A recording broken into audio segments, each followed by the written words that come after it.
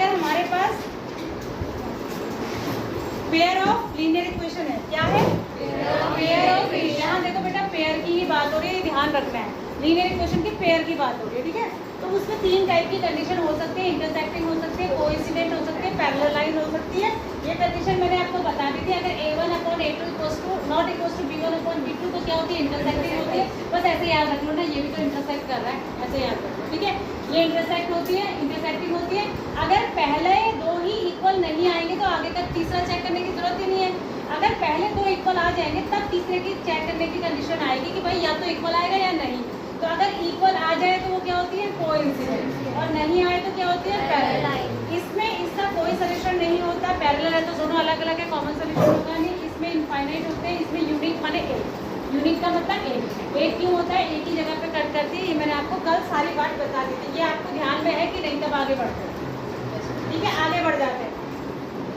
अब इसमें आपकी मैं कल इस एक्सरसाइज की बात कर रही थी जिसमें या तो आपको ये बताना, ग्राफिकली दिखाना है, या ये बताना है कि ये जो है इंटरसेक्टिंग, ये पूछा है ये इंटरसेक्टिंग है कि पैरेलल है कि कोइंसिडेंट है। तो इसमें करने का तरीका क्या है, यही है, a1a2 b1b2 और c1c2 के बीच में क्या रिलेशन बन रहा है वही चेक करेंगे, उसी से ये सारे क्वेश्चन हो जाएंगे। समझ में आया? आगे बढ़ेंगे। अब यहाँ पर दूसरी चीज पूछ ली, ये बात भी मैंने कल बता दी थी, यहाँ पर पूछा है कंसिस्टेंट या इनकंसिस्टेंट। इसके लिए भी मैंने बताया था चेक वही करते हैं जो पहले चेक कर रहे थे। अगर आपकी क्या है इंटरसेक्टिंग है और या फिर कोइंसिडेंट है तो उस कंडीशन में क्या होती है, कंसिस्टेंट होती है, क्योंकि यहाँ पर इनके सोल्यूशन एग्जिस्ट करते हैं, चाहे एक है चाहे बहुत सारे सोल्यूशन है तो कंसिस्टेंट होती है। और पैरेलल के केस में क्या होता है, इनकंसिस्टेंट। तो मैंने आपको कल भी ये बात बताई थी, कई बार ये वर्ड आ जाता है तो बच्चे सोचते हैं कि हमने तो ये कहीं पढ़ा ही नहीं है इस चैप्टर में, क्योंकि आपके दिमाग में सिर्फ 3 चीज घूम रही होती है, इंटरसेक्टिंग, पैरेलल और कोइंसिडेंट, ठीक है। तो उससे आगे भी सोचना है, चेक इसमें भी वही करना है, ठीक।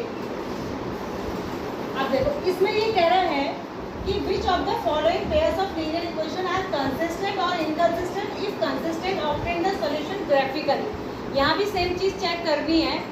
अगर कह रहा है कंसिस्टेंट है, यहाँ से सुनिए, अगर कंसिस्टेंट है, जैसे मैं एक को ले लेती हूँ x + y = 5, इसको इस साइड ले आएंगे तो ये हो जाएगा x + y - 5 = 0, पूरी इक्वेशन स्टैंडर्ड फॉर्म में लेंगे। दूसरी है x - y - 8 = 0, ये है ना। अब इसमें a1 क्या है, 1, क्या है 1, इसका कोएफिशिएंट 1 हो गया। a2 भी क्या है 1 ही है, ठीक है। b1 क्या है 1, b2 क्या है -1, c1 क्या है -5 और c2 क्या है -8। अब यहाँ से अगर मैं a1/8 निकालूं, ये निकालूं, ये निकालूं, तो ये तो आ जाएगा 1, ये आ जाएगा -1, तो ये इक्वल नहीं है, तो यानी कि इंटरसेक्टिंग लाइन है ना, इतना समझ गए। जब इंटरसेक्टिंग है तो इसके सोल्यूशन एग्जिस्ट करेंगे, कितने होंगे, यूनिक, एक ही सोल्यूशन होगा, क्योंकि ये एक दूसरे को कट करेंगी। तो वो जो सोल्यूशन है ना उसको निकालने के 2 तरीके हैं, या तो आप इन इक्वेशन को सॉल्व कर लीजिए, है ना, सॉल्व कर लीजिए। कैसे सॉल्व कर लीजिए, सॉल्व करने के कौन कौन से मेथड आपने पढ़े हैं, एलिमिनेशन पढ़ा है, सब्स्टिट्यूशन पढ़ा है। एलिमिनेशन में डायरेक्टली हो जा रहा है, दिख रहा है हमको 1 प्लस में 1 माइनस में, तो 13x = 13/2, x की वैल्यू कहीं रख लेंगे तो y की भी कुछ ना कुछ वैल्यू आ जाएगी। जो मैंने ये x और y की वैल्यू निकाली यही इसके सोल्यूशन कहलाते हैं, ठीक है। लेकिन आपको कह रहा है कि आपको सोल्यूशन ऐसे नहीं निकालने, आपको ग्राफिकली निकालने। क्या करने हैं, ग्राफिकली। तो एग्जाम में भी ऐसा आ सकता है, ग्राफ का क्वेश्चन एग्जाम में आता है, आप बहुत अच्छी तरीके से जानते हैं, तो वो इसी चैप्टर से आएगा। तो आपको क्या करना है, ग्राफ ड्रॉ करना है, पहली लाइन के लिए भी और दूसरी लाइन के लिए भी। पहली लाइन आपकी ये है, आपको इसका ग्राफ ड्रॉ करने के लिए इसके 2 सोल्यूशन चाहिए, मतलब 2 सोल्यूशन चाहिए इसके, इस इक्वेशन के, कॉमन नहीं, इस इक्वेशन के 2 सोल्यूशन चाहिए जो इसको सेटिस्फाई कर दे। बाहर ही चली जा भाई, ये मॉनिटर है कौन है, जाओ बाहर जाओ, यहाँ से क्यों झाँक रही हो, कोई जबरदस्ती नहीं है यहाँ बैठने के लिए। आपको x और y की तो ऐसी वैल्यू चाहिए जो इस इक्वेशन को सेटिस्फाई कर दे, मतलब इधर 5 है तो इधर भी 5 बन जाए। तो कैसे, x को 1 ले लेंगे तो y कितना हो जाएगा 4, 4 और 1 5 y हो जाएगा ना, तो x1 y4 एक तो ये हो गया, x को 2 ले लूंगी तो y क्या हो जाएगा 3, एक ये हो गया। ठीक है, तो ये दो सोल्यूशन को आप जो इनको जब ड्रॉ करेंगे, इस पॉइंट को आप प्लॉट करेंगे, उनसे मिलाती हुई लाइन खींचेंगे, तो ये पहली लाइन को आपने ड्रॉ कर लिया ग्राफ के ऊपर। समझ में आया? इसी तरीके से जो दूसरी इक्वेशन है ना ये वाली, इसके लिए भी आपको दो सॉल्यूशन चाहिए। तो देखो ओरल निकाल सकते हैं। x को अगर 10 रख लूँ तो y कितना हो जाएगा, x को 10 रखूंगी तो y कितना होगा 2, x को 10 रखूंगी तो y क्या होगा 2, एक ये हो गया। x को और एक कैसे बना सकते हैं आप, x को रख लीजिए आप -5, तो y को क्या रख लेंगे,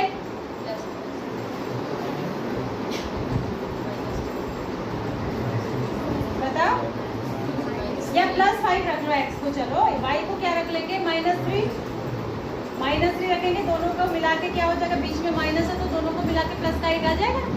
तो एक ये हो गया, इन दोनों को भी आप प्लॉट कहीं पर करेंगे तो ये इसको काट देगा। क्यों? क्योंकि हमको पता है कि ये इंटरसेक्टिंग लाइन है।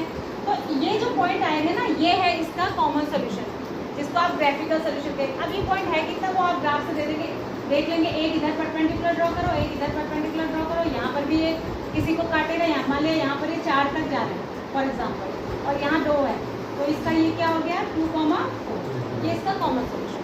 तो ऐसे निकालो, कह रहे एलिमिनेशन से या सब्स्टिट्यूशन से नहीं निकालना है, ग्राफिकली, मतलब एक लाइन को ड्रॉ करो, दूसरी लाइन को ड्रॉ करो, ऑब्वियसली ये कहीं ना कहीं कटेंगी क्योंकि ये इंटरसेक्टिंग है, और जहाँ पर कटती है ना वहाँ से दो परपेंडिकुलर ड्रॉ कर लेते हैं स्केल की सहायता से, उस पॉइंट का आपको पता चल जाता है इसमें एक्स कोऑर्डिनेट कितना है और वाई कितना है। तो ये टाइप का क्वेश्चन ग्राफ में पूछा जा सकता है। बात समझ आ रही है? तो ये हुआ एक तरीका, आ गया सबको? तो सबको ऐसे ही करना है इसमें, लेकिन सबको करने से मतलब नहीं हो कह रहा है जिसके सोल्यूशन एग्जिस्ट करते हैं उसको ही निकाल पाओगे ना। अगर सोल्यूशन एग्जिस्ट ही नहीं करते तो पैरेलल लाइन होगी तो वो कटेंगी नहीं, तो कैसे होगा? तो जिसके सोल्यूशन एग्जिस्ट करते हैं उसके लिए। ठीक है, अब इसमें भी आपको कल मैंने इसका क्वेश्चन तो आपको बताया था, मेरे साथ बताया था ना किस टाइप का क्वेश्चन, कि आपको इसके एक और लाइन की इक्वेशन अपने मन से लिखनी है कि वो इंटरसेक्टिंग हो जाए, कोइंसिडेंट हो जाए, पैरेलल हो जाए। मैंने एक कॉमन एग्जांपल देके कल आपको बता दिया। विवेक कल तुम क्लास में थे ना बेटा, है ना? और देख ऐसा रहा ना ये, जैसे कि मैं कौन सी कथा कौन सी बात बता रही हूँ कि कल मैम ने बताया था क्या, मतलब इसको पता नहीं है कि मैं क्या बात कर रही हूँ। तुम्हारे फेशियल एक्सप्रेशन से मुझे पता चला कि तुम्हें याद नहीं आ रहा है कि ये मैम ने कब बताया, किसको याद आ रहा है कि ये मैंने बताया कल। ठीक है, मैंने बुक के एग्जाम्पल से नहीं बताया था, एक कॉमन एग्जाम्पल दिया था जिसमें मैंने बताया था कि आप कैसे, अगर एक लाइन की क्वेश्चन दे दी जाए तो कैसे दूसरी लाइन आपको लिखनी है, कि वो पैरेलल हो या इंटरसेक्टिंग हो या ओवरलैपिंग हो। ठीक है, अब आ जाता है ये, अब आगे इजी है सब कुछ, इतना टफ नहीं है। दो मेथड आपको पढ़ने हैं, एलिमिनेशन मेथड और सब्स्टिट्यूशन मेथड। एलिमिनेशन मैंने अभी करके दिखाया, वो एलिमिनेट मैंने होता कट करके जो आंसर निकालते हैं, दैट इज एलिमिनेशन। इसी इक्वेशन को मैं दोबारा लिख देती हूँ, ये थी इक्वेशन और एक ये थी। अब मेरे को एलिमिनेशन से नहीं करना है इनको सॉल्व, मुझे सब्स्टिट्यूशन से करना है। एलिमिनेशन तो अभी बता दिया मैंने, सब्स्टिट्यूशन से करना है। तो सब्स्टिट्यूशन में क्या होता है कि एक वेरिएबल की वैल्यू दूसरे के टर्म्स में निकाल के दूसरी इक्वेशन में रख देते हैं, तो पूरी इक्वेशन एक ही वेरिएबल में बन जाती है।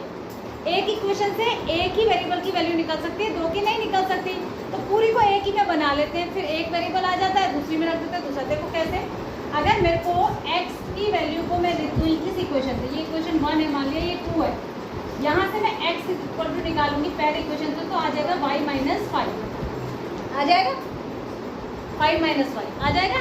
ये x की ये वैल्यू मैं इसमें रख दूँगी जिससे निकाली मैंने उसकी दूसरी वाली, तो कैसे रखूंगी? देखो दूसरी इक्वेशन है x minus y equals to 8। अब मुझे x नहीं लिखना है, x की जगह मुझे लिखना है 5 माइनस वाई इक्वल्स टू 8।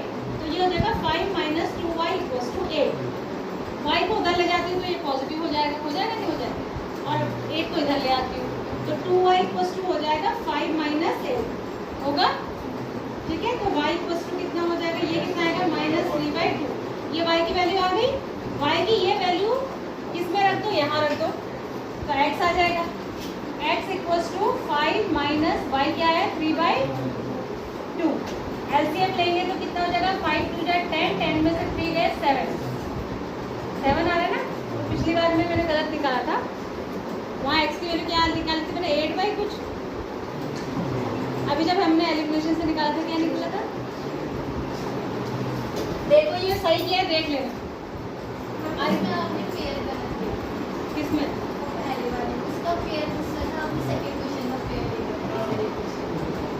कोई बात समझ गए ना, तो बस इसमें कर समझ में आ गया। तो x की वैल्यू आ गई y की। वीरेन इसमें ये हुआ, वीरेन यहाँ देख, इसमें ये हुआ कि यहाँ पर जो है ना ये पूरी इक्वेशन सिर्फ y में हो गई। पूरी इक्वेशन किस में हो गई? सिर्फ y में। इसमें x है कहीं नहीं, पूरी y में हो गई, इसीलिए y की वैल्यू निकल आई। क्योंकि एक इक्वेशन से एक ही वेरिएबल निकाल सकते हैं। अगर ये दोनों x में भी y में भी रहते तो अकेली इस इक्वेशन से हम इन x और y की वैल्यू नहीं निकाल सकते। जरूरी है कि पूरी इक्वेशन एक वेरिएबल में हो। तो ये मेथड होता है, कौन सा मेथड कहते हैं इसको? सब्स्टिट्यूशन।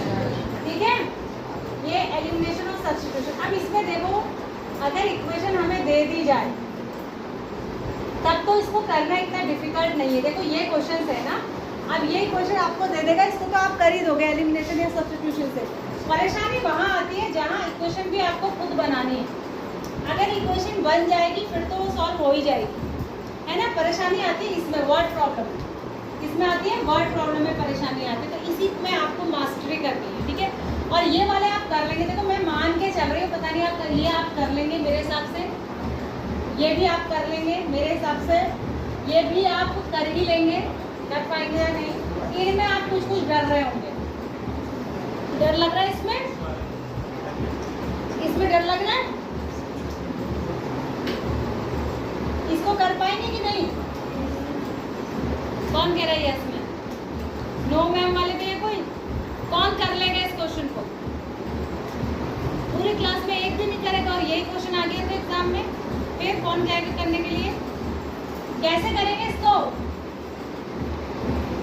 जब मैंने ये चैप्टर पढ़ाया था नहीं कराया था? कराया होगा। ये मैंने चैप्टर वहाँ कराया था शायद, जब मैं वहाँ पढ़ा रही थी। मैं 7th को बुला के, शायद मेरी छुट्टियों से पहले की बात है ये, है ना। तो ये कराया होगा। कौन मुझे बताएगा ये कैसे होगा?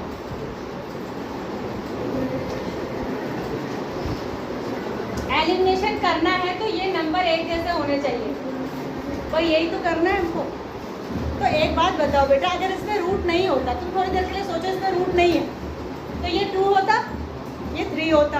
तब तुम सेम बनाने के लिए दोनों को क्या बनाते हैं? 2 को 3 बना सकते हैं, 3 को 2 बना सकते हैं, दोनों को क्या बना सकते हैं? कॉमन 6 बना सकते हैं। तो इसको तुम किससे मल्टीप्लाई करते हैं और इसको किससे करते हैं? तो सेम यहाँ करेंगे, इसको √3 से कर दीजिए, इसको √2 से कर दीजिए। क्या दिक्कत है? सेम ही काम तो करना है, बस रूट लगा हुआ है, ठीक है। तो कैसे करेंगे इसको? क्या बनेगा ये देखो, इसको करेंगे तो ये हो जाएगा √6x। किससे कर रहे हैं हम? √3 से कर रहे हैं ना। √3 × √3 क्या हो जाएगा? 3, और इधर 0 ही रहेगा, 0 से मल्टीप्लाई हो गए। ये भी हो जाएगा इसको √2 से कर रहे हैं, √6x, और ये कितना हो जाएगा? √8 × √2, it is √16 which is called 4। √16 क्या होता है? 4। तो ये क्या हो जाएगा? -4y, और यहाँ 0 या 0 रहेगा। क्या दिक्कत है? ये क्या हो जाएगा? माइनस करोगे जब ये प्लस हो जाएगा, ये कट जाएगा, तो 0 ही आ रहा है। क्या आ रहा है? अरे दोनों से कर, सब्स्टिट्यूशन से भी कर सकते हैं, एलिमिनेशन से भी कर सकते हैं, दोनों से कर दो। अगर सब्स्टिट्यूशन से करोगे तो उसमें किसी चीज का मल्टीप्लाई नहीं करना है, उसमें तो तुम्हें सीधे वैल्यू रखनी है। x की वैल्यू क्या हो जाएगी? √2x। मैं अभी तुमको एलिमिनेशन से बता रही हूँ। ये हो जाएगा √2x -√3y, तो x कितना हो जाएगा? -√3 अपॉन √2 है, तो एक साथ भी लिख सकते हैं, ऐसे भी लिख सकते हैं, एक ही बात है। y इसको रख दो दूसरे में, मल्टीप्लाई होकर कुछ कटेगा कुछ बचेगा, और जो बचेगा वही आंसर है। अब आंसर चाहे रूट में भी आए तो क्या दिक्कत है? देख लो, अगर इसको एक को रख के बता देती हूँ मैं, इसको रख लो, इसको √3x माइनस, सॉरी x की जगह तो हम रख रहे हैं -√3 अपॉन √2। ये आया था, 1 मिनट बेटा, 2 मिनट। हाँ, इसको आपने किससे मल्टीप्लाई करना है? √3 से, माइनस यहाँ y भी है, ठीक है। ये है, अब देखो √3 × √3 कितना हुआ? 3, तो ये हो गया -3y upon √2 -√8y equals to 0। यही हुआ। एलसीएम लेंगे तो ये इसके साथ मल्टीप्लाई होगा, तो क्या होगा -3y √2 और √8 कितना हो जाएगा √16, जिसको कि 4 कहते थे, ये हो जाएगा -4y whole upon √2 equal to 0। ये इधर जाके 0 ही हो जाएगा, ठीक है। तो ये क्या हो जाएगा -7y इक्वल्स टू 0, तो y इक्वल्स टू 0 आना, तो y इक्वल्स टू 0 ही है, और y इक्वल्स टू 0 तो x इक्वल्स टू भी 0। देखो वैसे एक क्वेश्चन तुम्हें बेवकूफ़ बनाने के लिए दिया, जब राइट हैंड साइड पे दोनों 0 है, तीसरा टर्म जो कांस्टेंट टर्म है वो जो 0 है, तो x की वैल्यू भी 0 आएगी और y की वैल्यू भी 0 है।